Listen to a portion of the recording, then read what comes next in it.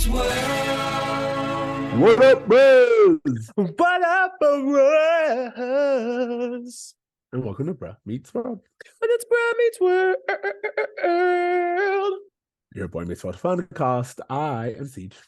I'm Tony Curtis. How are you, sir? Yeah, we're back for another episode. It's so funny.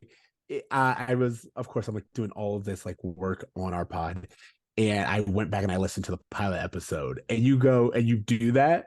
And I was like, every episode, you were like every episode. And I was like, oh, we've literally been doing it every episode. That little when is Bruh Meets World? That little intro thing you do? Yeah. Wow, absolutely. It's stuck around since the pilot. Look at It's that. since the pilot. It's crazy. I was like, oh, we've been doing this. I think we're in really good spirits. Some things that we will be talking about in a later episode. But just know that I think that we're in a good place. I'm feeling great. Okay. What Ceej is referring to is we'll the fact talk that... about later. We will talk about later. Okay. Yeah, I'm feeling good. It's been a great week, and I'm really excited to jump into this ridiculous episode with you. Absolutely. Really quickly, I want to tell you, have you seen this episode has like a B storyline with Matthew Lawrence? It has a B storyline or a B storyline? A non-B storyline, if that makes sense. No. You know what? None of it does. But did you see the clip I sent you on Matthew Lawrence from his podcast, Brotherly Love? Oh, 100%. For those who don't know what we're talking about, Matthew Lawrence said on his podcast that he had basically a Me Too type of incident where he got sent by his agency to a director's hotel room.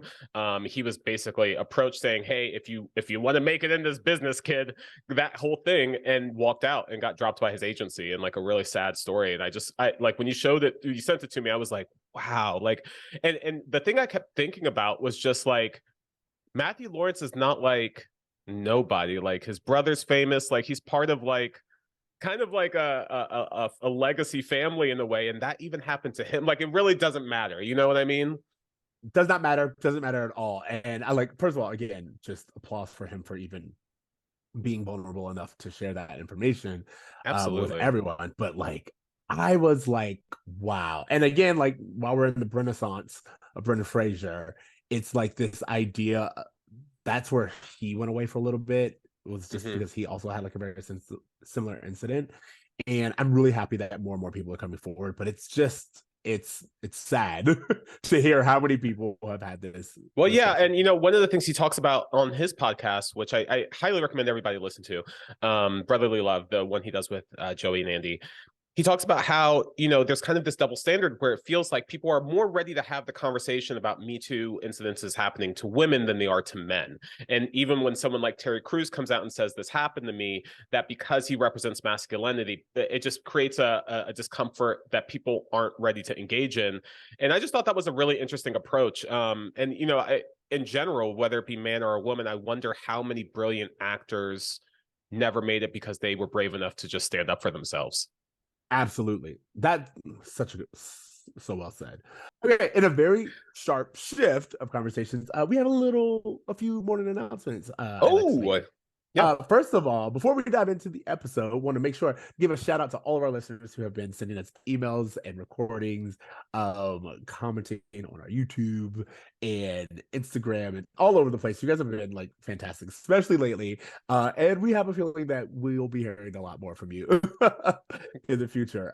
But that's great because we love hearing from you. And we want you to share your thoughts with us and make sure you send us emails and questions at bruhmeetsworld@gmail.com. Record a voice message and send it to us on our website. Absolutely.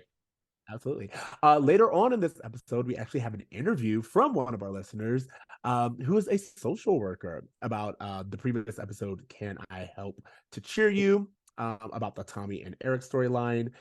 Which I think actually kind of plays a role in this storyline as well in an interesting way that we'll get into. Oh, I'm ready to talk about this episode, but I definitely want our listeners to kind of stick around for that interview because I think it's gonna be great. Like, absolutely, how fantastic is this? So yeah, you guys stick around. We have a interview. She's a social worker, cosplay enthusiast, and a Boy Meets World fan. So make sure that you listen to that. And then finally, we have a special request for all of our listeners. We're on a mission to reach 1,000 YouTube subscribers. Help us out by subscribing to our channel and sharing with your friends.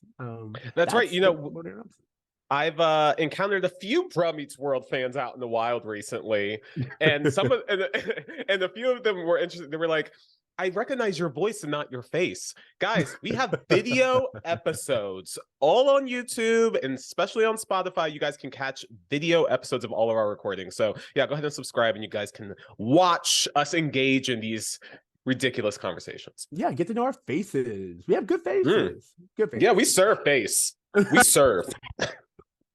Hey, let's get into this episode. Are you ready? I'm buzzing with excitement. You know what? I'm here for it. I'm here for it. Go ahead and give me the telephone. Oh my gosh. Tell us about it. The Dean's ex returns. So the boys vandalize everything that he owns so that Feeney can be the only one that she bones. Yes. Feeney getting the booty. Right. Vandalism equals booty, guys. This is the season 6, episode 19, Be True. The series returns to its form as Cory and Shawn unite for the last time as a bad boy team to help Mr. Feeney, whose hesitation in declaring his feelings for Dean Bolander looks like a fatal mistake when her ex, Curtis, returns from an expedition bent on winning her back. Shawn and Cory trash Curtis's lab and blame it on a jealous rage by Feeney, who then saves Dean Bolander's life for real and wins her heart by swatting away a rare bee that Curtis brought back just before his thing started. She explains that she was not taken in for a moment by the boy's ruse, just impressed that Feeney's students care so much about him. In a B storyline, Rachel challenges Jack to take her out on a real date. The only problem is Jack is embarrassed that Rachel is so much taller than he is. Yep. That's this episode. That's it.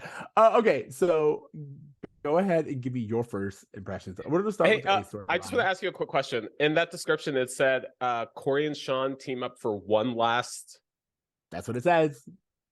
That is not correct. This is not the last time. Again, we know that I get mine from Wikipedia, which I will say, the longer we go, the more that has been a mistake. Because this, we got like a paragraph on the intro, and it was so convoluted, which much like this episode. But I was like, is this necessary? Can we like, you know what? I'm gonna have Chat GPT give me a new one, a better one, a shorter one. That's me. That's my future. You know, okay. In terms of just starting about this episode, our first thoughts. Yeah. I went into this thinking this was going to be the worst episode of Boy Meets World I ever saw. I went into this thinking that, I don't know, I remember just really hating this episode pretty passionately as a kid. And I think part of that was just this idea that it was an adult storyline, and I was probably caught up more with just the adventures of the kids. However, rewatching it, it's still pretty terrible, but it's not as bad as I thought it was. So I'll just leave it at that. There was things about it that I was able to enjoy, things about Eric's character that I was able to read through, things about Jack and Rachel's storyline that I thought were interesting nuggets. Yes. So there's a few bits in this episode that I think are worth noting, but overall I think it's hot garbage. What about you? That was such a setup to ultimately just call it garbage. I'm not gonna lie, I thought it was funny. I had fun. Ooh. I thought like it's stupid funny, but it's funny. There are moments where I'm like, you're more stupid than you are funny, but there are also moments where I was like, this is more funny than it is stupid, and that's how I feel about it. Also, I will say right off the bat, in our A storyline, which I'm calling Feeney and the Dean, that can't be the A storyline. It has to be the B storyline. That is the A storyline. The B storyline is the non-B storyline. Wow, this is trying to keep up, guys. But yeah, no, I just thought it was nice for Feeney to have a storyline. Absolutely. I thought it was great, but I was like, this entire episode, everything about it felt rushed. I don't know what was going on in the writer's room. I don't know if this was like, it just felt like it could have taken another pass, they ran out of time. Go. Can I speculate out loud with you? Yeah, they needed to jumpstart this relationship between Feeney and the Dean, because we are we're like 3 episodes away from the finale. We're getting to the sweeps week. We don't have like a wedding or anything building up to anything. Like, there's nothing building. What do you mean we don't have a wedding building up to anything? Well, I mean, Cory and Topanga's have a wedding. But they're not doing it. They're not doing it for the finale. Like, it's not even something that's being discussed. Like, hey, we have this date that's coming up. It just feels like it's further in the future. It just doesn't feel like there's anything like building up to a momentous season finale. And it felt like this was like a, hey guys, we have to course correct and like push this Feeney and the Dean relationship so that like if hypothetically Feeney were to propose to the Dean by the end of the season, it's not awkward. Okay, so first of all, your spoiler alert, I will be charging you. It was a hypothetical. Technically speaking, no, I will not accept it. Number one. Number two is that is so ludicrous, because here's the thing. You just said it's not like we have a wedding coming. They are engaged. Cory and Topanga are engaged, and they absolutely should be working. Now, I will say this feels misplaced. I feel like you could take this episode as is and move it, with the exception of Eric's whole Rachel scream. You can move it for closer in the season, and it would make so much sense. You could actually move it you could just remove after. You could just remove it from the season, and it would help everything make sense. Absolutely. But I'm saying if you needed to keep it, you could move it directly after the Stewart episode. And again, it would make more sense. You know what? I'm so glad you brought that up, because I did think it was very interesting that in this episode, Cory, when he's first approached by Eric, which we're going to get into all of this, I just thought it was interesting that Cory brought up the fact that, hey, I'm on probation for punching a teacher. Like, that's continuality in a world where continuality is non-existent. So I give it flowers when it happens. All right. So I just want to talk. All right. We'll just kind of go through it a little bit, like the story arc. First things first, I will say, Angela looks so little bit good. She looks so good. I was like, she was so hot in this episode. Loving the outfit, giving it to me. And then when her and Topanga are talking to the Dean, and the Dean is like, I've been showing some leg. And Angela's like, okay. Like, she was like, damn. I love when intergenerational people have like a fun little back and forth. It was fun. I enjoyed it. Yeah. I wonder how fun this was for the cast themselves, knowing that the Dean and Feeney are married in real life, and just kind of teasing and having that kind of fun where they get to be a little bit more playful. And, you know, one of the things that they've been saying on their podcast and you know, throughout all their interviews is that when Bonnie, who plays the Dean, when she came onto the cast, they said that it really brought Bill Daniels out of his shell more, and that he was more playful, and that he had a little bit more life to him. And you see that a lot reflected in this episode. So I just wanted to give her props for being able to bring something new out of Feeney. A little bit of roll call. We have Bonnie Bartlett, who is Will Daniels' real wife, playing Dean Bolander, Frances X. McCarthy as Curtis Kincaid, Sandra Gould as Little Old Lady, Lillian Adams as Mrs. Furlong, and Mildred Dumas as Mrs. Bertelson. I don't know. They say it. Did you recognize Curtis? I didn't recognize Curtis. Who's Curtis? The one who plays the ex, Frances McCarthy. Yeah. Yeah. You know, he had a face that looked really familiar, and I was like, I know this dude from something. And I'm looking at his IMDb right now, and he was just in like guest appearances on like 1,000 different television shows. I thought maybe he had like he just had one of those faces that looked familiar to me. I honestly, it felt like insert old white guy. And like, no offense to Francis, but they had the girls like Topanga and Angela lusting over Curtis, and I was like, if you don't have me lusting, I'm gonna need like a sexier older man. I'm gonna need like yeah, he wasn't giving off those zaddy vibes at all. Exactly. So give me like say Dick Van Dyke. Give me someone who, like, you know, Dick Van Dyke. I'm learning more about you. I'm saying during his whole what was it called? Diagnosis Murder. He was out there. Man. He was popping. I mean, maybe. Okay. Going back to it. Just want to say, Will also hilarious this episode. He's great. Yeah, and one of the things, like I said, that I thought tied back to last episode, which wasn't really kind of super in your face, was this idea that like we start the episode with Eric.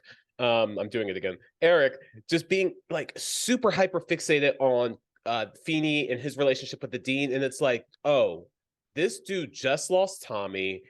He is like, who can I connect with? Who in my life can I consistently go to? And even though there's this generational divide between him and Feeney, in this episode specifically, you almost see him pushing past some of the boundaries that were present in their relationship before. He's, interrupting him in the middle of his class. He's talking about slapping cheeks with the dean. He's like, he's playing with him and being familiar with him in ways that we haven't really seen.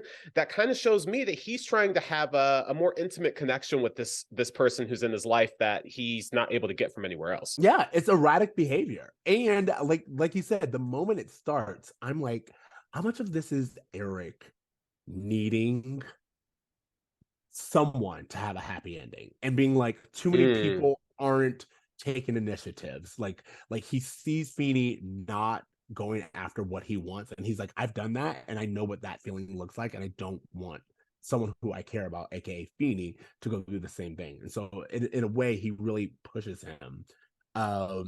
Before I feel like pushing Feeney only makes sense when the ex-husband arrives. Like, otherwise, I don't really see a reason why this is the conflict of this episode. But that's because they don't really write to it. I feel like if we would have gotten a line in, like, before Feeney shows up to the table with Eric, just give Eric a line of being like, look, I need to get them together. Or like Feeney watching the dean and I said Feeney, but Eric watching the dean and Feeney have a conversation and kind of drop mixed signals and everything. Like the dean is raising her ankle a little bit, like like giving all the signals. Or maybe Eric overhears the dean telling Topanga and Angela this stuff and is like, Feeney, you gotta step your game. Which, by the way, that makes, not only does that make more sense, because the scene where the dean just walks in with Topanga and Angela, right? In what world? Like, again, I'm like, what are we doing? Why are you having this conversation literally like 5 feet from this person? Yeah. Now, had they had that conversation before and they walk past and Eric hears them and then goes to Feeney, now we at least have narrative sense. Totally. And also just like, I understand why Eric wants to help Feeney. I have no idea why Angela and Topanga are having this conversation with the dean, what relationship they have with the dean. There could be a whole Feeney, Eric subplot happening with the dean and the girls that we wouldn't even know about. And it just feels like there's a connection there that we just aren't seeing on screen. What else are 3 educated women supposed to talk about if not a man? You're right. You're right. Think about it. What else would they talk about at a college? Well, speaking of talking about men, I want to talk about Curtis for a second, the ex, because when he comes in, first of all, I love how they're trying to play it off as like he's like this Indiana Jones, like cool guy, but he gave off major colonizer energy to me. Oh, when absolutely. He was like, oh, I'm not an archaeologist. I like to think of myself as an adventurer, a treasure hunter. Treasure hunter? Whose treasure you hunting, Curtis? Oh, when we talk about the scene of the like in the indigenous stuff or like all the artifacts, I will get there. But yeah, no, absolutely. You mean the items he took from Africa? Well, not just Africa, several places. Shawn is lifting out all different regions, and there again, we will get there. You and you're moving ahead. I'm pulling us back. Well, to pull back to when he's first talking, that scene where like Angela and Topanga are like fawning over the idea of him. The stories that he's telling, do you know Harry Potter? Yeah. Yes. If I said Gilderoy Lockhart, do you understand what I'm saying? 100%. I do once you said it. Gilderoy Lockhart energy of just like, oh yeah, I was in Africa and I was doing this and I was doing that. And I'm just looking at this dude and I'm like, were you though? Were you? It just all just felt so boasty. It all just felt so self-serving. And then for him to go on the sidelines and then start talking shit about Feeney afterwards, I was like, oh, that's interesting. Like, if you're this big dude, why are you insecure all of a sudden now that he's talking about books? Like, I didn't see any reason why Curtis, if he was this dude, felt intimidated by Feeney at all to mess with him or talk shit. I completely agree with you. I was like, let's just take a note from Jurassic Park with Sir Alan Grant, who actually went to an island with some dinosaurs. He don't even go around and be talking like this. And he was with dinosaurs. So Curtis, what could you possibly be doing that makes you like just come in and be this boastful? And like just be telling stories with no slides, no visual evidence. These are just storytelling. And if anything, I want to check the credentials of this college because y'all just have a guest speaker coming in.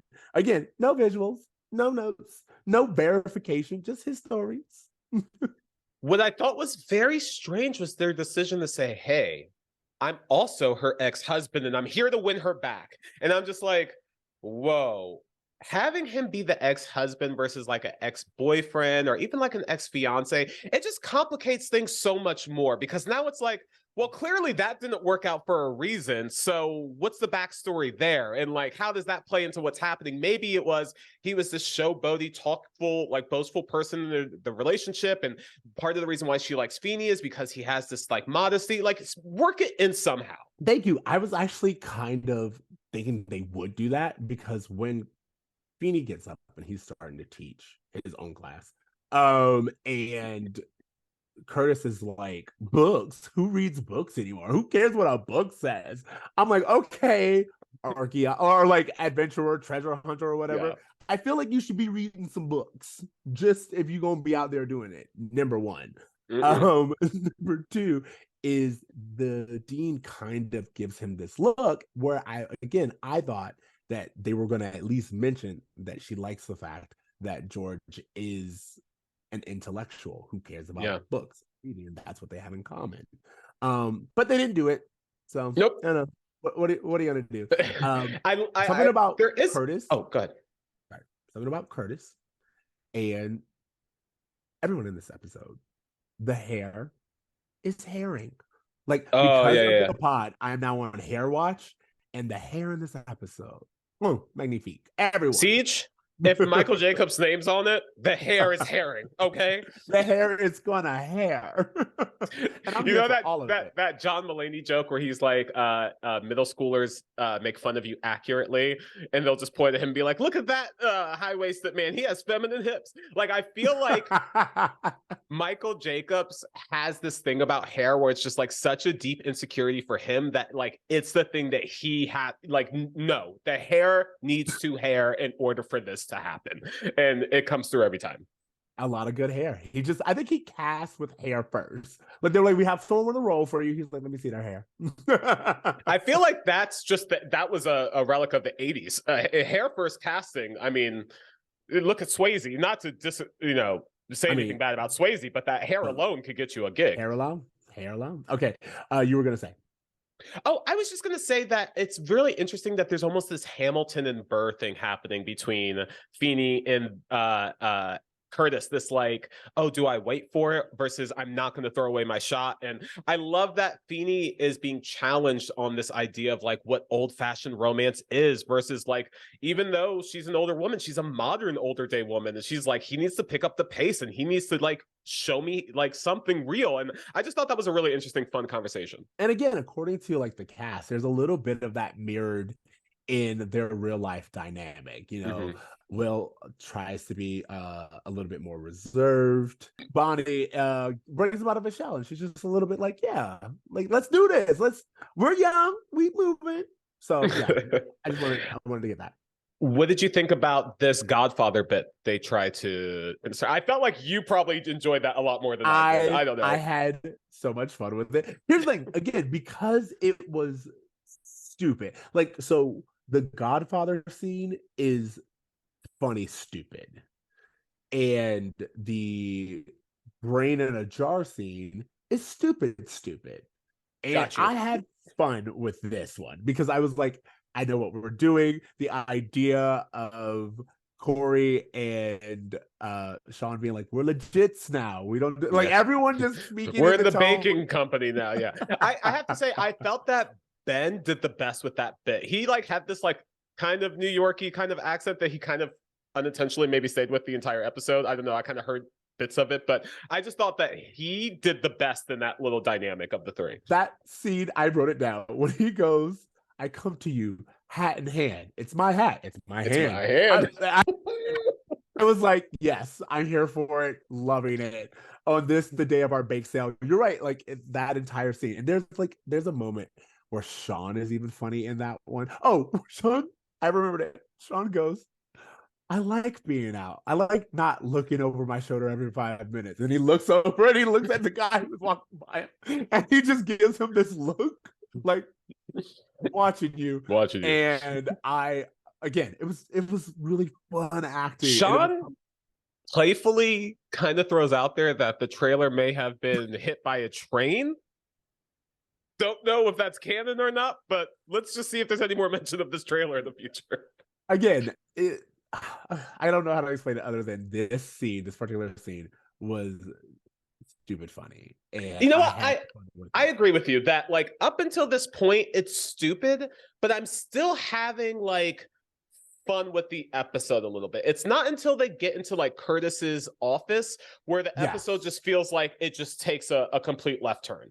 Completely agree with you because like the brain in the jar thing, it's just like we enter like child sitcom stupid in the sense that it's like, oh, we're going to use ancient artifacts that are irreplaceable and just like try to bust things open because we don't have to respect other cultures because we're doing a bit, and as long as you're doing a bit, respecting culture is out of the window. And then I just don't think it makes sense for their characters. Like the whole thing was that Cory's like, hey, I'm on probation. I need to be smarter. And then Shawn's like, hey, I've been around the block. I've seen some things. I need to be smarter. And then instead of them being like more clever with how they do it, they do something that you're watching them and you're just like, oh, so you guys are just breaking the law. You're just like it's vandalism. You're just breaking shit. And like, it just doesn't feel clever. It doesn't feel smart. It feels like as they're doing it, you're like, oh, you guys should be suspended. Like Curtis should sue you and you guys should like it should escalate the situation more than it did. And this was one of those like white privilege, I don't know what's going on moments where I'm just like, oh, they should go to jail. Like what's happening? They're adults. Like arrest them. Like what's happening?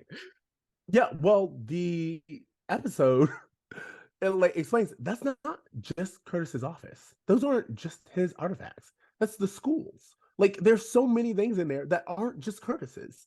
And it's ridiculous that they would do all of this. And it's a childish prank. Like I'm with you. I want a ruse. I want a planning. I want there to be more thought put into this. You know that there's a great moment where I think it's maybe, I don't remember the exact episode. I think it might be season 4 or 5. But Topanga and Cory are like fighting. They're having issues. And then Amy and Alan stage a fight. And right in front, it's season 5. It's that episode where Shawn, they get back together and Shawn doesn't know. They stage a fight right in front of Cory and Topanga and watch them get back together. And as they're going up, Amy looks down at Shawn and she winks. And you realize that this was all a ruse constructed by Shawn to master manipulate. That is clever. That is interesting. That's the kind of like brain power I want to see used in an episode like this. Yeah, speaking of brain, when they go into the jar, and first of all, just the idea of it's the first human brain. I'm like, okay, now like we're caveman stupid. Like that's what. And actually, I apologize to cavemen out there, because as if Geico has taught me anything, I don't want to stereotype. But they go in and they grab the brain, and it's also like clearly not a real brain. It's a prop. And again, it's a sitcom and all this other stuff, but it's like, don't blame me for critiquing the prop of the brain. Blame them for just being so stupid that we're supposed to believe this is a real brain or some kind of ancient brain, but also it can just break in half. Like, and like just in half. But I mean, the line, go do ahead, you want personality or motor skills? Hilarious. I will give them that. That's a great line. That's a great line. I just love that they have this conversation where Cory thinks that opening the jar to get the brain will get him laid somehow. Like, I love that that's the motivation. It just felt very Beavis and Butthead. This whole like, oh, dude, open the brain, we'll get laid. Yeah, you'll score. Yeah, let's open. It's just like, what is happening? Again, child, like I don't. It was immature comedy, and I didn't enjoy it. I loved the so there's a scene right after, like right in between the Curtis office scene, where we're in Feeney's class and Eric is interrupting him, and Eric's basically like, we all know that you love the dean, all that stuff. But what I really love about that is there's this really funny scene where he goes, you're in a triangle, Feeney, and he draws a square with his hands.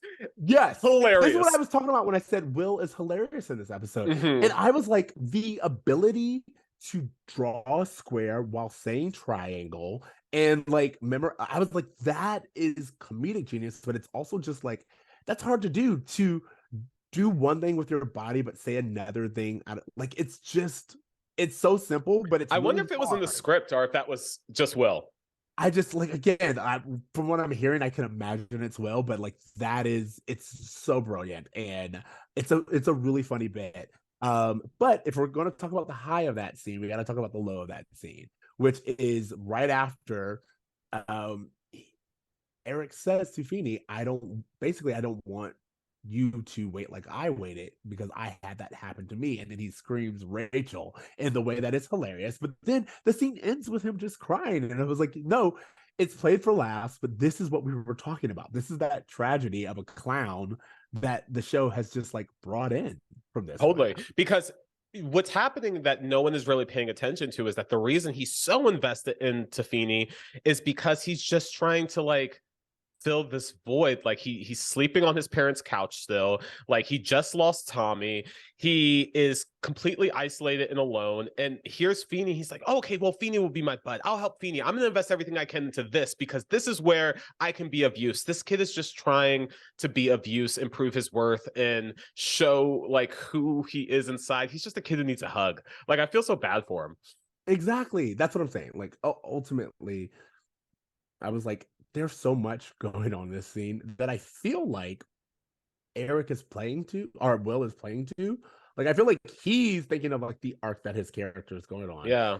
Whether it's the editing, whether it's the storytelling, like no one else is really understanding the situation or the season arc that Eric has been in so far. So anyway, going back into the idiotic ruse. First of all, when they let out the bee, I was like, the bee is way more important than I understand, but I get that. And why is this bee in this jar with a brain? Again, like, it doesn't make sense. There's no real explanation for all of this. The throwing of the brain, and it's like covered in goo, and again, I didn't know what we were doing. The only you could cut. Here's the thing.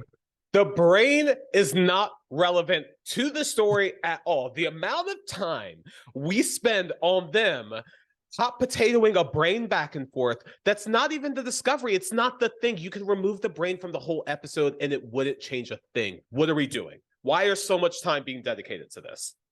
Absolutely. For me, what I wanted to talk about was when the gig is up and the dean comes in and Feeney comes in and they're like, Feeney did it. Nonsense. When they go, well, Feeney did it as an act of love. And she's like, is that true? And I'm like, no. You're not going to tell me that this woman thinks that an act of love in which you are so jealous, you destroy everything that my ex-husband has brought back from an expedition is romantic. I won't buy that. I have to believe that she knew what was happening in the moment, and it was in that moment that she realized, wow, these kids really care about George, and she just went along with it. I have to believe that that's the case, because no woman, even if you go along with it, what are you saying? Again, even if that's the case, what you're communicating by being like, oh no, if that was the case, it's fine. You are saying, I find moments of outrage quite sexy. Thank you, sir, for expressing your feelings in such a way where it's obvious enough that you would destroy property. Like, no, that's like, and then also it kind of shows what they think a romantic gesture Totally. Again, it's like, it's one of those things where this was a classic example of the 90s showing us a red flag and painting it as green. It's just like, oh, so this guy is capable of just going fucking berserk in his like 70s? No way, dude. What is happening? He's an educator. He doesn't need to be around kids. If this is what he's capable of, really? If this is what you're capable of. Thank you. That's my point. That's I just wanted to do that. The actual romantic gesture, to be fair to the show, is when the bee is let out. Which again, I'm sorry. Can we pause before the whole bee thing comes into play? Because I have to say this. The only way this show was able to make this storyline redeemable is in the last moment, it made Curtis into the biggest asshole they could. They had to make him someone who didn't care. Well, no, but it really came through at that last moment, because in the beginning, he's like, I want to win you back. I want to win you back. And then at the end, he's just like, dude, I don't care about any of that. All I care about is the bee. All I care about is the bee, to the point where her life almost becomes in jeopardy.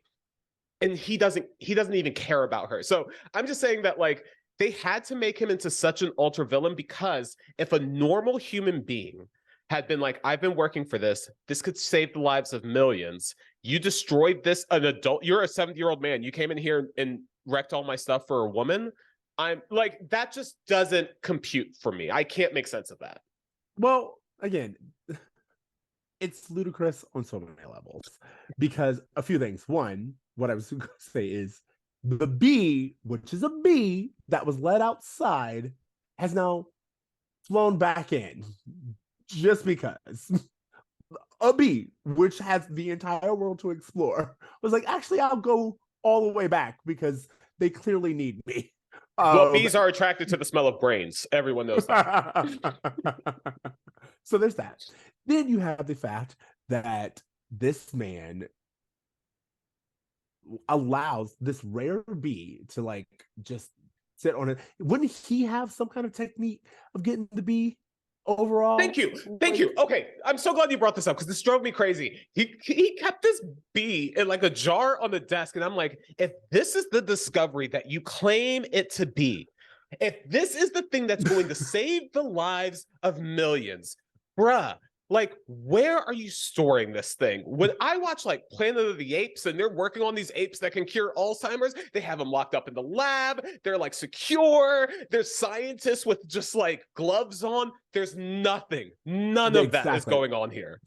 Absolutely. This college doesn't have a science lab. Like, God, why did you threw this bee in the storage closet? Like, what is happening? This is what I'm talking about. This is why I said I want to see Pembroke's credentials. I don't believe it. Number one, they let Eric in. Number two, number two, this idea that they would just let this once in a lifetime, once in a generation find just be left in a closet unattended. It's crazy. And then this, again, I want to remind everyone, grown man, adventurer, smart enough to know that this is a rare bee, literally grabs the bee that Feeney slaps later and then goes, where's the anthropology department? For what? What do you expect them to do? To resuscitate the bee? What do you think? What do you think's going to happen from the slapped bee at this reconstructive surgery? Obviously, like that's the only good. Like, it's so stupid. Ludicrous. It's so stupid. All ludicrous. I love too that like he has this bee that's supposed to save the lives of millions, where you're just like, oh, so basically Cory and Shawn are responsible for millions of people dying. But again, you have to make him more of a villain. He doesn't care about saving the lives of millions of people. He cares about getting rich. He cares about that bag, baby. And as long as he cares about money, he's irredeemable, and it doesn't matter what wrong was done to this man. But he doesn't even care about money because you brought one bee. One bee. Yeah, you don't got more. You don't got a backup bee. You don't got a backup bee. Just the one. At least get a backup bee. Get a hive. Like, what are you doing? We have to move on. We have to. Bee storyline. That's the non-bee storyline. We just talked about the bee storyline. I'm moving forward. Jack, we open up on Jack and Rachel making out again, and this idea of, I watched it. I don't know about you. I watched it in this idea of Jack is still in mourning. Like, if you watch it with the idea of like Jack is still in mourning, Jack is still in denial, and like even why, again, like Rachel's just like, this is all we do. He's like, yeah, we should be doing more of it. Don't make me think. Let's just keep doing this. That's how I saw it. 100%. I read it the same way. It was so clear that like their relationship had just been this kind of physical, like this immediate, just like, oh, I just need to feel good right now kind of thing. But you can only do that for so long. And clearly Rachel's thinking like, all right, well, we've been making out nonstop for like 8 days. Do you want to go outside? Do you want to get some air? Do you want to like do something in public with me? Like, it was so interesting that she was ready to be like, oh, we're going to have a relationship now. And Jack was just like, oh, we're going to have sex now. Like, he thought that was the next step, was sex. And she's like, no, I'm talking about like us actually being a relationship. I just thought that was interesting. Actually having conversations, actually going outside and being seen by other people. Yeah. But again, I want to say this storyline, again, feels very rushed, because we get like what, maybe 5 minutes of this storyline, if that. And I actually think there's something here about definitely insecurities that you have when you are in a new relationship in general, but men being like, the fact that later on when they're ready for their date, Jack comes out with platform shoes. I was like, number one, first and foremost, Rachel looks amazing. That dress, absolutely. Oh my God. She looked great. And honestly, I thought Matthew Lawrence pulled off the platform shoes. If I'm being honest, I thought he looked great. I mean, today that's fashion. He looks good, and it all works. But like the idea of Rachel being like, oh, this is something I encounter all the time. Men think that I'm too tall. Great storyline. Let's talk about that. Jack being like, actually, I wasn't even thinking that they would talk about you. I thought that they would talk about me. And I'm actually insecure about my height, which, by the way, I checked. Matthew Lawrence is 5'7". So I was like, why would he be insecure about this? I understand that for a lot of men under 5'10", it is a really touchy subject. So I can see this being a worthwhile storyline. But it makes me think again, is it a worthwhile storyline because someone saw this and was like, hey, this is something that a couple would actually encounter? Or was it just another one of those things where the writers were like, that's funny, let's write and make them feel insecure about that? You know what I'm saying? Yeah, totally. I want to talk about this so much. I just want to quickly say this. We posted a picture the other day and someone asked that you do a height reveal. So can we just quickly just pause and can you tell people how tall you are? Because this keeps happening. If you notice on our Instagram, we have pictures and like Ceej kind of always towers over everyone. So as another beanpole, another tall person, how tall are you and how like insecure has this made you? I am 6'4", so thank you for putting me on the spot. Yeah, sure. I'll say this. I don't have as much insecurity about it because being taller is seen as an advantage. However, I will say that I do have insecurities about it, or I think about it even before we went and took photos recently. I was so mindful about what I was wearing because I was like, I'm gonna have to bend down and I need to make sure that like whatever I'm doing, I'm just like, I look good and I'm not like exposing my body in a way that I don't want to, or like anything else, because it's commonplace. But it's also funny because it's only in photos that I remember how tall I am. Totally. On any other time, like day to day, it's like I would say that I'm eye to eye with someone who's Jack's height. Because to me, like I'm so used to looking down that I'm like, oh yeah, as long as we're making eye contact, we are eye to eye. But when I look at a photo, I'm like, God damn it, I'm tall. So this is very interesting. You're very tall. I am shorter. I am 5'8". Like I am closer to Matthew Lawrence's height. And I have to say that you're right. The way that like short kings are treated, and it's very interesting because it's the one thing that people feel comfortable kind of openly like making a statement about. Like girls will be like, especially like on dating apps, they'll like no one under 6 feet, like all that stuff. So there is this almost this thing of just like this perception that men are supposed to be tall, but it feels like that same, like it comes from that same mindset of like, oh, a woman is supposed to be very thin and have a skinny waist. And it just feels like we've matured past that for women. And it doesn't feel like the expectations for men's physicality have really matured past those preconceived ideas of what a man should be. And I just think that's really interesting. Because in the Sex Lives of College Girls, the HBO series, there's a whole episode dedicated to short kings. It's like, I haven't seen a short king. Yeah. Well, because... that concept of a short king is something that now in like 2023 is like a conversation that's happening. But I can tell you that like prior to 2015, there was no short king talk. But I just thought it was interesting. And especially when you're with a woman, our partner, in any case, well, yeah, I'll say woman because it is kind of a gendered thing. You know, when I've been with women who have worn high heels of a certain height, you do kind of feel like, oh, I'm going to stand a little bit taller. I'm going to wear shoes that make me feel a little bit taller. You just want to feel like you can be eye to eye. And so I understood where Jack was coming from because there is such a public perception of it. I agree, but I'll say this. First of all, I think it is notable that the people who say something are all older women, and i.e. they are outdated ways of thinking. This was it was interesting. This is a very 60 plus heavy episode. Sure. That we don't get very often. But again, with Feeney, the old ladies, their way of thinking is outdated. There's nothing wrong with Jack being shorter than Rachel. And I think I just wanted to point that out. That's what I'm gonna call out. Totally. And I think that's the lesson. Well, I also think that this excuse of, you know, not wanting to be seen because of height might be something that's true to Jack's insecurities, but I also think it's this hyperfixation on this relationship and all of the different elements of it he's overthinking, so he doesn't have to face what's really bothering him or be in that silence of what's really, you know, going on inside. So I completely agree. Let's kind of wrap this up so we can get to... Sure. All right, Bra moment. What Bra moment do you have?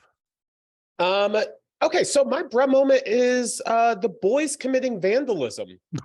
And the idea that would be a romantic gesture to destroy, you know, thank you. The romantic gesture part of it. I mean, absolutely, the destroying of ancient artifacts is right up there. But also this idea that it would be a romantic gesture to do so. That's my moment. What is the Feeney lesson? Nothing gets a woman hornier than a brain, bro. Nothing. A slippery brain. Whew. I don't know what to walk away with from this episode. I don't know what the lesson is supposed to be. You tell me. What's your Feeney lesson? You know, I was so fixated on asking yours. I can't even pretend like I have a Feeney lesson for this episode. Eric says at one point, he who hesitates is lost, or he who hesitates loses. So I think that's what we're supposed to walk away with. But the real thing of it is that if you want the best for someone, you should commit crimes and blame it on them. Well, like, it's interesting because usually we're able to like tie a thread together, like with the A storyline and the B storyline, or the non-B storyline, and it was chaotic. I don't know. I think that the overarching theme, which is pointed to us by the title, is that, you know, Jack just needs to be true to himself and be true. You know what? It took some talking. We got there. Be true to you. That is the Feeney lesson. That is not the Feeney lesson that we get, but that is the Feeney lesson that kind of ties it all together. Okay, what grade are you giving this? I'm giving this episode a D+. I was gonna give it a C. I'm not gonna lie, I'm being very generous, but I just was like, when I thought about it, I was like, I'll give it a C. And I do not fault you for your D+, not one. It's entertaining enough, but it's just the idea that this episode just didn't need to have. Like, you can skip this episode and nothing really will change. I thought the Dean and Feeney were dating, so I didn't know that there was this pressure for him to make a move until this episode came. Like, if he were to propose to her in the next episode, it'd be like, yeah, sure, you guys have been dating for a while, right? I don't know. Yeah, you're right. Like, again, it just felt so rushed. it felt like, I don't know. I felt like, again, when it first started, I was like, oh, this is a problem. We have some tension. Feeney's waiting too long. I feel like the show waited too long to bring it up. And again, had we just gotten a scene in the beginning, or again, if let's do some editing and just move the conversation with Angela and Topanga earlier, and then have Eric talking to Feeney, it makes so much more sense. No, most of the time we sit here and we're like, oh, if the show had just done this, it would have made sense. If it had just done this, it would have made sense. This episode is kind of pointless, and that's the only reason.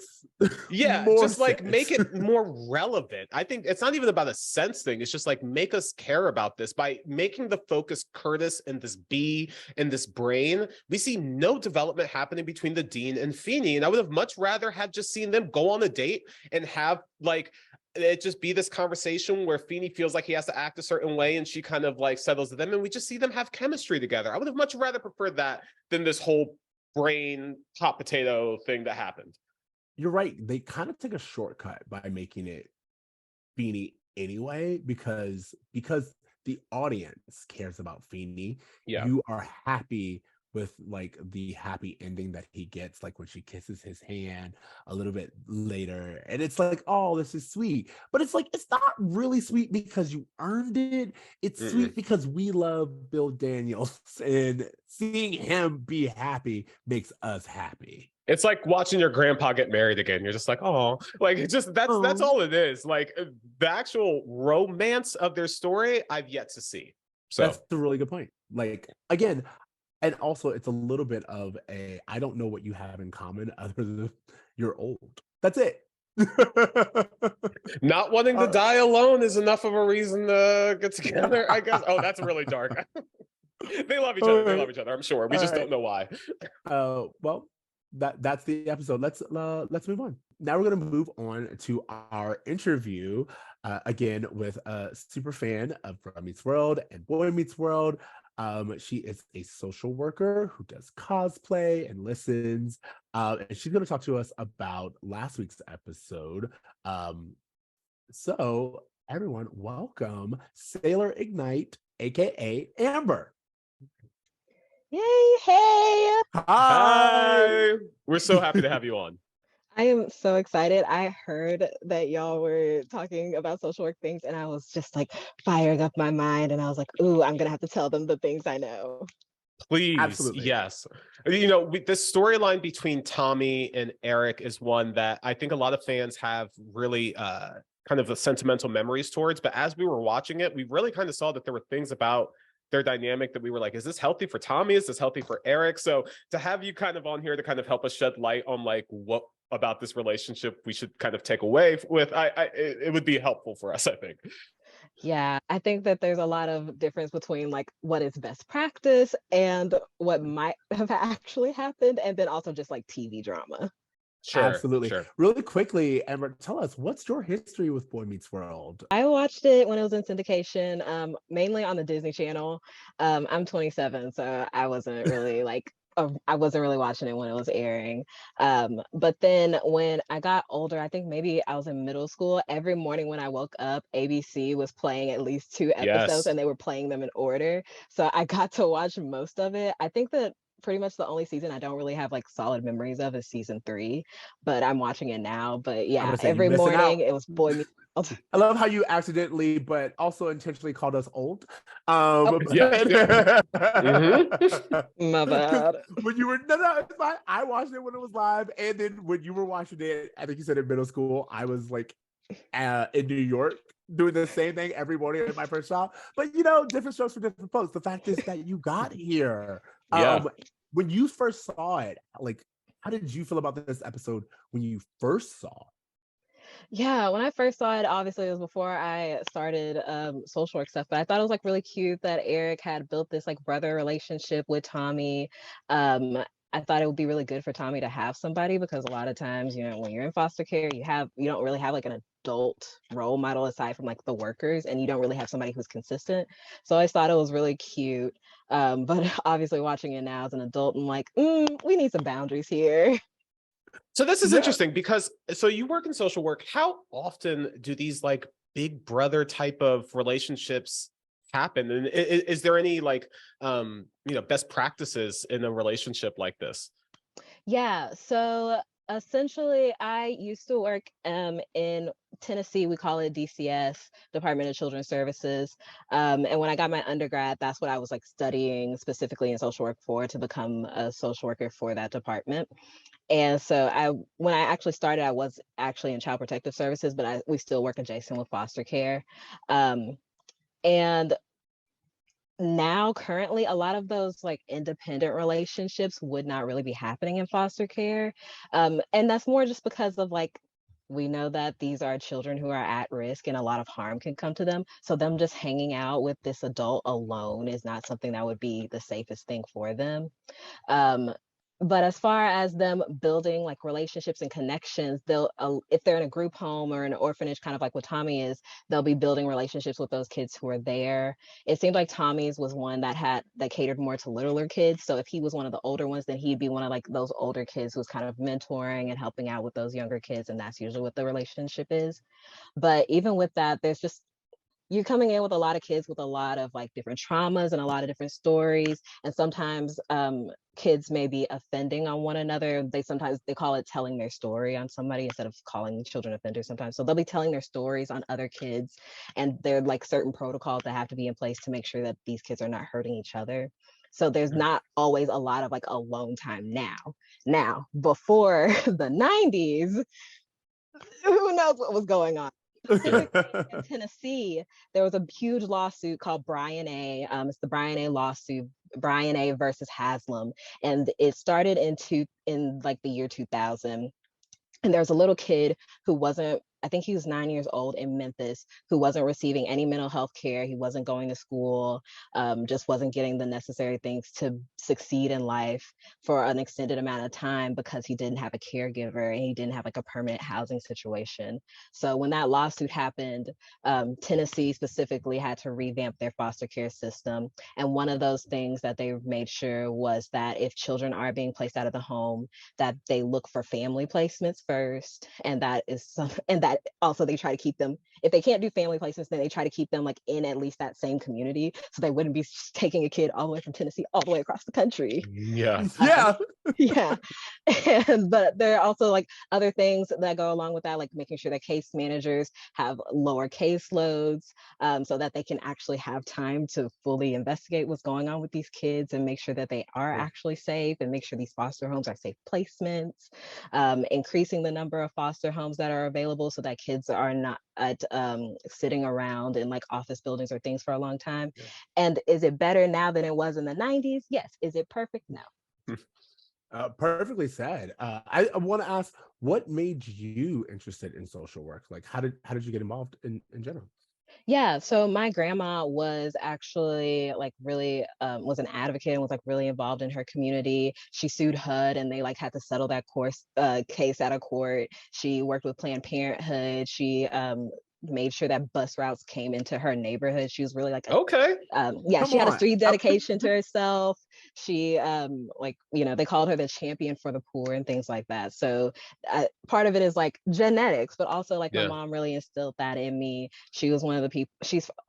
I'm from Memphis, so like a lot of civil rights things were going on when she was growing up, and those morals are really instilled in me of like making sure that you're involved, making sure you're helping people, making sure that we're doing the best for the most people as possible. So I saw social work as a way that, while it's not a perfect system, that it was at least a way for me to get involved and help people and support people, and not necessarily give a voice to people who are, there's not like people always have voices, but more to just give people the resources that they need to best support themselves.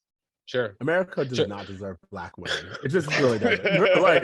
like your grandma is involved in like helping everybody out. You over here being a social worker because you love it. And I'm just like, this country don't deserve y'all. Ain't it the truth? Hey, okay, so I'm curious if I or any one of our listeners were like, hey, I'm really touched by the Tommy storyline.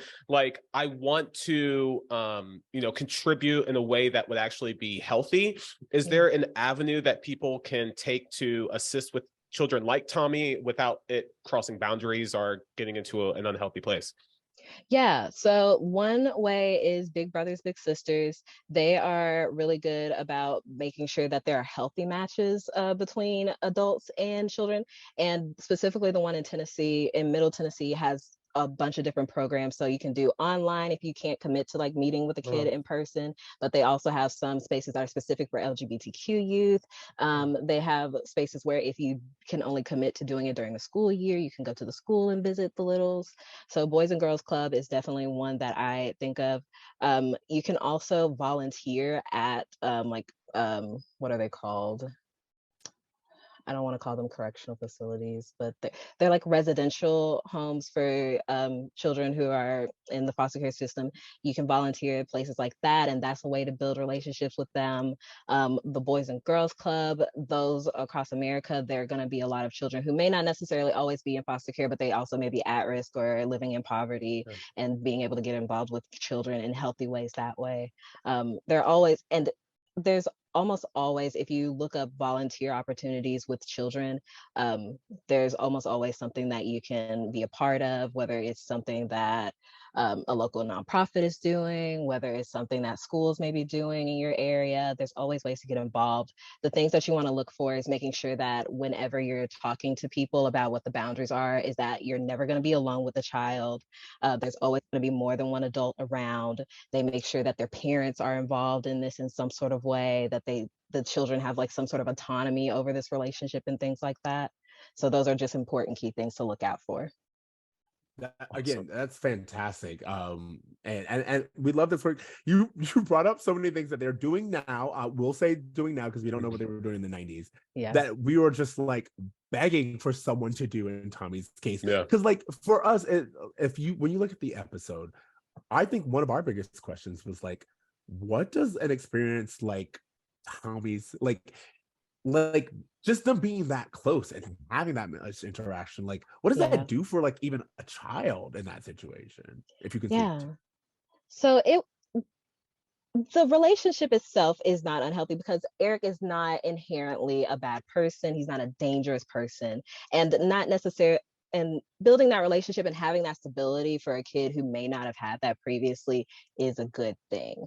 The dangerous thing about it is that there was no like boundary set of like, I cannot adopt you, or this is what our relationship is. And that one thing they teach us in social work school and a lot of like counseling professions and things like that is that you always have to talk about termination, that this may eventually end. And Eric never talked about that, and nobody ever talked about it, because even if he did get adopted, there's no for sure, even if he got adopted in Philadelphia, there's no sure way of knowing that that family would have been okay with Eric being around Tommy still. So just saying like, hey, I am around now, I want to support you as best I can, but you may be getting adopted, or some other family may be around you, and I just won't be around. Or even if Eric's getting close to graduating college soon, he might even get a job somewhere and go somewhere else.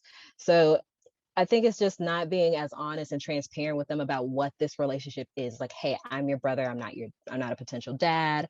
I would like to like care about you and mentor you as you grow up, but that is like the extent of this relationship. And yes, he is young and he may not fully understand that, but at least somebody would have been preparing him for potentially this relationship ending. Sure. So Amber, so you wouldn't recommend telling an adoption agent in front of an orphan, I want to adopt this kid, letting him get excited, and then telling him, I'm not going to adopt you? You don't think that's a healthy way to go about that? No, because, and to be transparent about it, white children are expensive to adopt.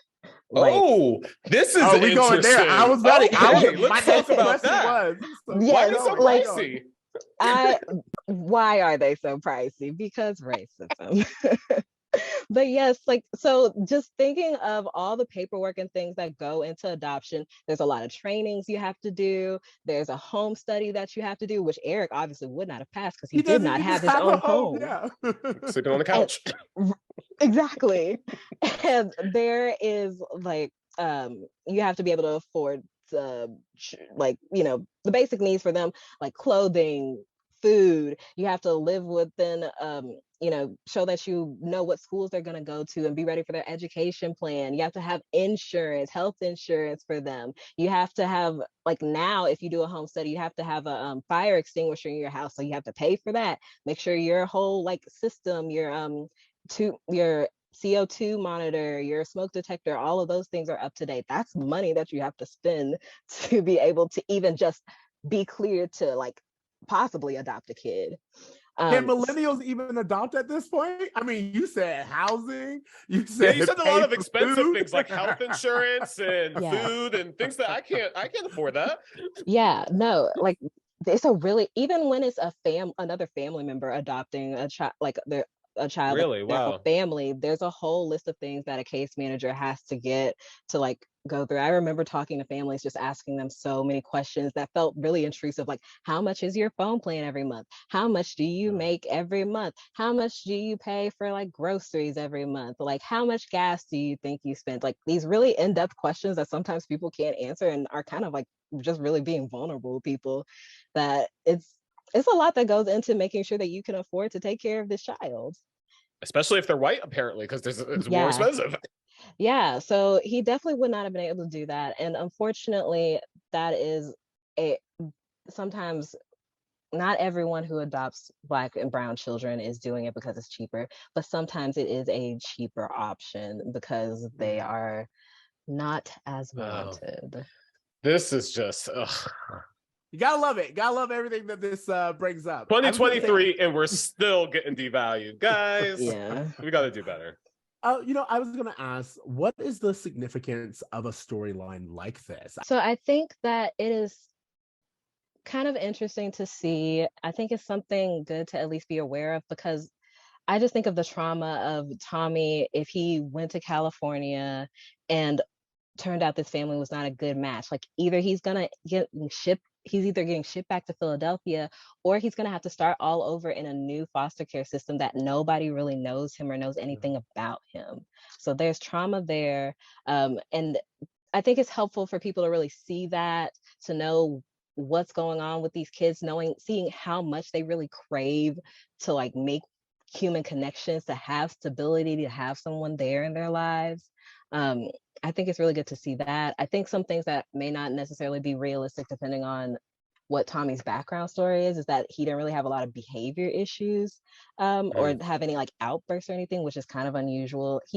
Because even that interaction with Eric where he just kind of pouts, I guess that's his thing. But a lot of times we see more, well, not a lot of times, but depending on the kid, they can have a little more of excited type, it's more explosive, like little emotions and reactions to things like that. And that's not unusual, especially to a child that's been through a traumatic experience. I was gonna say, so I think I would it's imagine always, yeah, an so it's always anxious attachment theory. Yeah, so it's always good to show the foster care in like some sort of light that is not positive, because that's not, a lot of people don't have positive experiences. We still have, even now, we have a lot of children who come out, who are aging out of the foster care system, who when they come out, they are still at high risk of being trafficked. They are still at high risk of experiencing poverty, high risk of mental health illnesses, of suicide and things like that. They don't always have great outcomes.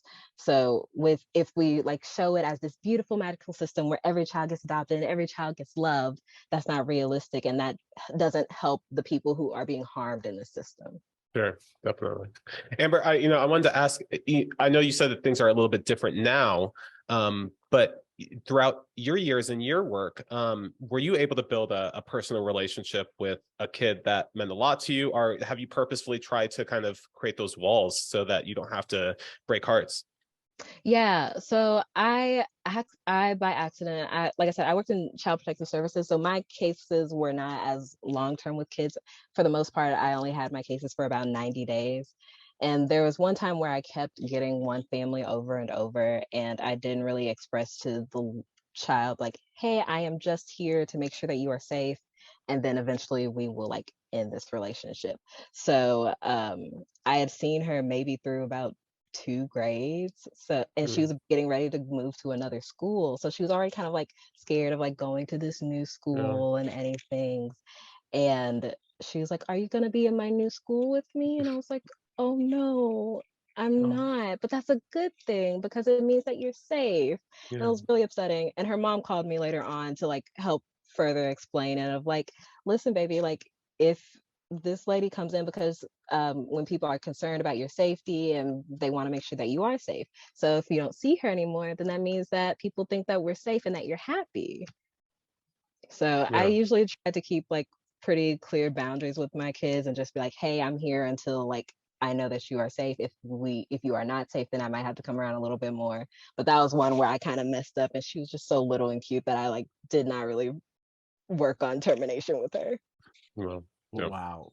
Honestly, I'm gonna say right off the bat, this has been so helpful and so informative, and I appreciate you taking the time because there's just such a depth to the conversation that we knew there had to be. We were like, it's got to be deeper than this. But like everything that you brought up is amazing. Before we kind of wrap this up, I do want to ask a little bit about you. You've been doing cosplay, and like again, like how did you get into that? Like, tell us some more things about you. Yeah, so I am always the extra friend. Like if somebody's like, "Oh, we're gonna dress up," I'm like, "Okay, so are we gonna have a theme? Like, what are we doing here? Like, are we dressing up like Met Gala dress up, or are we dressing up like cute brunch dressing up?" So I just always like doing costumes. I kind of started in college where there's like my first Halloween where I didn't have my mom around to buy me a costume. Yeah. So I just had some clothes that I put together, and I had like a yellow ascot, and somehow I found like some Mickey ears, and I was like, okay, I'm gonna be Mickey Mouse this year. Just put that outfit together. So I started that kind of closet cosplay, and then I've always been like this nerd person. Like today is superhero day, so I have on my Batman shirt. Hey. Yes. So I've always been a nerd. I took a comic book class in college, and that really got me restarted into like reading comic books. So from there, it's more just like, how can I make the clothes that I have work to be these characters? Or how can I do my makeup to look like these characters? And I've always really had fun with it. And I also found out that my grandma, not my other grandma, not the I was gonna say this woman had time for everything. Both of them actually were pretty creative. Like the one who was the champion for the poor, she like used to be like the one who makes like really cool lunches and stuff. But anyway, my other grandma, she would sew. And so I was like, well, maybe I can learn how to sew. And so I've started learning how to sew so I can make my own cosplays now. So it feels really good. But basically I'm just a huge nerd and I want to dress up. It takes so much creativity and so much just like I don't know, it's just so fun to just kind of put on a new costume and be something else. I wanted to know, like, do you find that this space is more welcoming to people of color now? Like, I guess I've always like saw the Comic-Con scene, and it always seems very white to me. It always seemed like a very white space. So I just wanted to know from your experience, does it seem like there's change happening there? It's still a very white space. I think that I know that there is change happening. I went to one of the huge cons. It's called Dragon Con. It takes place in Atlanta. It's 5 days, 24-hour programming. And there was, I had gone with a group called Blurred Over, and they specifically work with Black nerds. And it was just a group of Black folks in costumes walking around. And this older guy came up to us and he was like, I remember when Dragon Con first started, there was like maybe 5 Black people out here. And now I just get to see a whole bunch of young nerds out here, young Black nerds out here. And it just really warms my heart. So I think that there is a shift happening. I think it's also just with TikTok and the internet, it's just so much easier to find other Black nerds. It used to be where you couldn't find anybody. Maybe you mentioned it at school that you watch anime or that you like comic books. Maybe you get bullied a little bit for it and then you don't find your people. So I think it's just easier to find people. The space is still kind of racist. Well, not kind of, it's still racist. Hey, call it what it is. Call it what it is. It wasn't yours. I mean, they're not gonna fight me. Like Sailor Moon wasn't Black. They get so mad. Yeah, there's still racism in the scene. There's still people who are like, well, this character isn't Black, or you can't cosplay this character because they're not Black, or whatever other dumb thing. But I think that it's just so much easier to find other Black people and other Black and brown people and other people of color in this space that are willing to support you and encourage you and even like teach you tips and tricks on how to like make cosplay affordable for yourself. Wow, that's so cool. Just look at them and be like, is Jesus still white in your church? If so, Quiet. Don't talk to me. Blue-eyed devil. Is there anything else that you want to tell us? Any kind of homework you want to give our listeners? Anything you want to plug? Or a place where they can find you and follow your cosplay journey. Yeah, so I am Sailor Ignite, Sailor as in Sailor Moon, Ignite as in, starting that fire in your life. Yeah. So on TikTok and Instagram and Facebook, if anybody still is using that. So you can find me there. My homework assignment is a little related to adoption. It's anime that's really, really cute. It's called Spy Family. It's Spy X Family, depending on who you talk to.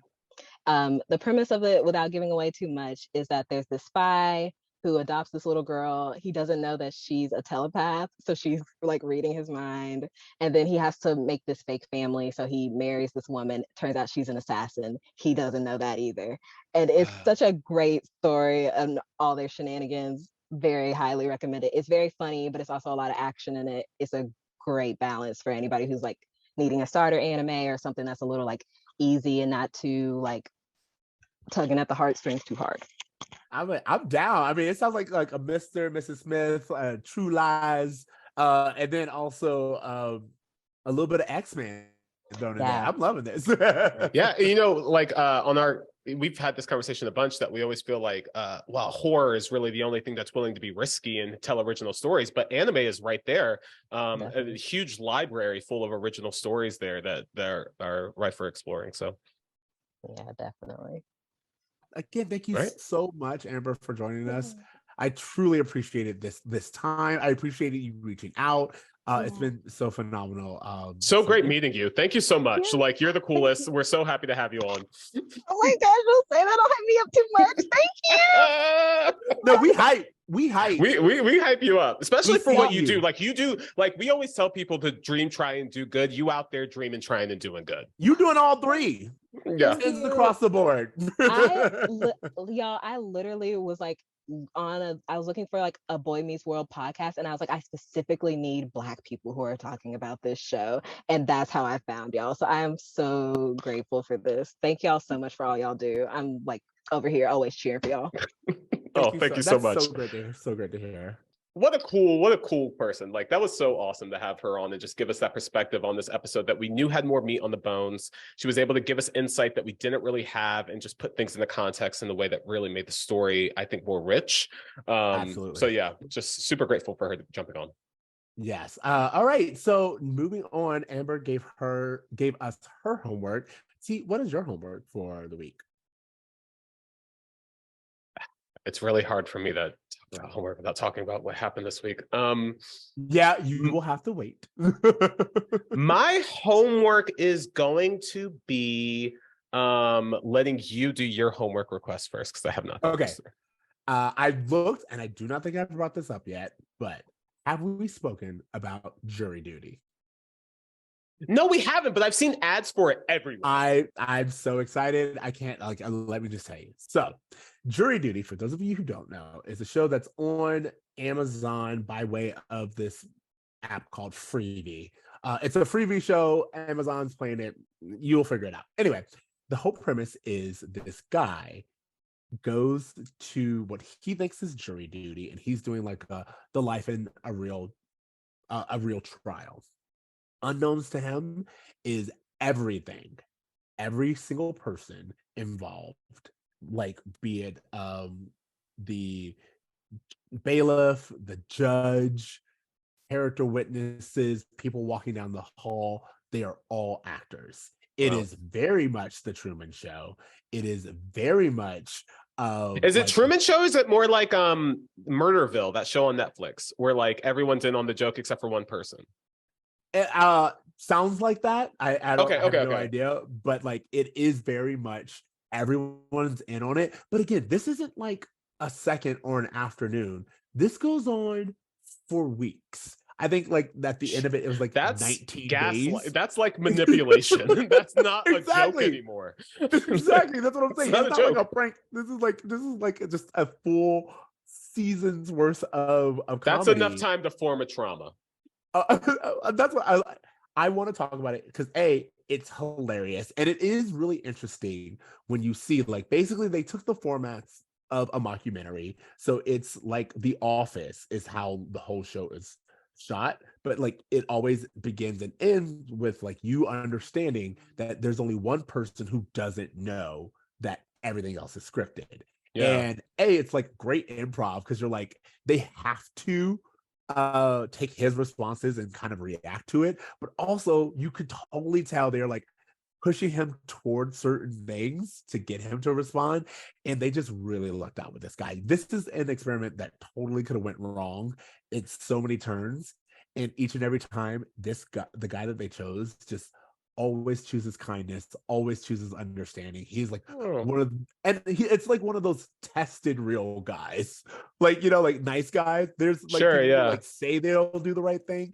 This guy was literally faced, unbeknownst to him, with like moral dilemma after moral dilemma, and each and every time he just like made the right choice. And it's a great fun show to watch if you like The Office, but it's also like just a heartwarming show. It's like a real life Ted Lasso. Yeah. Wow, that's so cool. Well, you know what? I not, this isn't my homework, but speaking of real life Ted Lasso, I don't know if you saw, you know, I recommended Welcome to Wrexham for homework a little while ago, and they like advanced their season, and like a whole storybook romance of, you know, Ryan Reynolds and Rob McElhenney coming into this losing. It's like a real life Ted Lasso in like a really interesting way. So absolutely, yeah, no, I noticed that. You know, for homework, I'm gonna recommend the Brotherly Love podcast. Actually, we talked about that at the front half of the show. I really love what they're doing. Like, don't get me wrong, Joey Lawrence is kind of like a cheesy dad. He's so corny in so many ways. He can cheese all over me. Like, honestly, yeah. Okay, to this day, Joey Lawrence. The other day, someone in our messages sent me a photo of all three of them, and they were just like, can we just talk about the Lawrence brothers? And I was like, I can talk to you about the Lawrence brothers all day. And Joey, from day one, always. Joey Lawrence released a rap album in like 1992, and it's one of my favorite things of all time. You can watch the music videos. Actually, that's my homework. Go on YouTube and watch the Nothing My Love Can't Fix music video from Joey Lawrence. It's phenomenal. It's so 90s. It's so ridiculous. It's my favorite thing. Okay. I want to say love does have its limits. Let me just make that clear. But yeah, we'll listen to some Joey Lawrence. Again, if you just want to look at his photos, because that boy has made it a mission to just keep us. Isn't it interesting how like so many TV stars just get, you know, these maybe just celebrities in general, but like I think about Joey Lawrence, I think about like John Stamos, I think about these people who are just like were handsome and just stayed handsome, like Rob Lowe just like got better looking somehow. Like I don't know what's going on with, like, Paul Rudd hasn't aged a day, like, you know, Blair Underwood still looks like Blair Underwood. Like there's just so many like I don't know. You're right. And here's the thing, I want to make it very clear. Even if you don't, like, I will say that you are not required as a celebrity to maintain that. And I think there's something freeing about like being able to. But when you do, and you're like, again, a nice person on top of it, it's just like, man, life really was just like, here's a really good hand. Also, you know how Joey Lawrence started off, not there as much anymore, but the hair, it's the hair casting, Joey Lawrence. Oh, you're most famous head of hair. I would say, yeah, exactly. I feel like the hair is the thing that got him famous. I mean, you ain't lying. So, you know, here's a true story. If you listen to his record, one of the songs on his album features his hair. What? Okay. No, okay. I made that up. I would not be surprised. ASMR is a thing. All right. Thanks you guys so much for listening to Bromance World. Don't forget to leave us a rating and review your favorite podcast. Listen to us on your favorite podcast platforms. Keep up with us at Bromance World in all the places. Please check out Sailor Ignite, Amber at Sailor Ignite, at both Instagram and TikTok. And help us get to our subscription goal for YouTube. Please follow our YouTube page and help us get to thousands. What's our goal? 1,000. 1,000. Like, how are you supposed to help people get there? If you don't know we can do it. 1,000 of you. That's all it takes. Let's do it. Absolutely. You know what? Just go hit subscribe, and then you ain't even gotta check it out again if you don't want to. But if you do want to, again, we'll be serving you face, we'll be serving you hair, and we'll be watching you guys dream. We'll also be watching them try and doing good. Do some good, y'all. Do some damn good. All right, later, Ruz. Later,